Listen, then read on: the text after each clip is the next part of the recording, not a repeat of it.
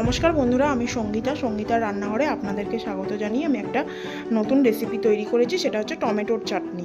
কিছু dry fruit দিয়ে আমি রান্নাটা করেছি, কাজু, কিশমিশ, আমসত্ত্ব আর খেজুর। আমি এখানে 2 কলা তেল দিয়ে নিয়েছি, তার মধ্যে একটু 5 ফোড়ন আর শুকনো লঙ্কা ফোড়ন দিয়ে দিয়েছি। আমি এখানে 500 গ্রাম টমেটো নিয়েছি, টমেটোগুলো কিউব আকারে কেটে নিয়েছি। তারপরে আমি কিছু শুকনো ড্রাই ফ্রুট দিয়েছি, আমসত্ত্ব, কাজু, কিশমিশ আর খেজুর। এখানে আমি টমেটোগুলো তেলের মধ্যে দিয়ে দিয়েছি, সাথে একটু নুন আর হলুদ দিয়েছি যাতে টমেটোর থেকে গন্ধটা চলে যায় এবং সিদ্ধ হয়ে যায়। আমার টমেটোগুলো সিদ্ধ হয়ে গেছে।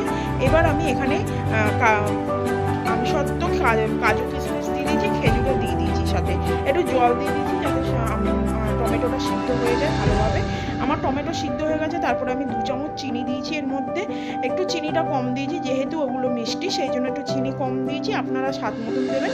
আমার রান্নাটা তৈরি করা হয়ে গেছে। যদি আমার রান্নাটা আপনাদের ভালো লেগে থাকে তাহলে লাইক করবেন, কমেন্ট করে জানাবেন আমার ভিডিওটি কেমন লেগেছে এবং প্রচুর শেয়ার করবেন।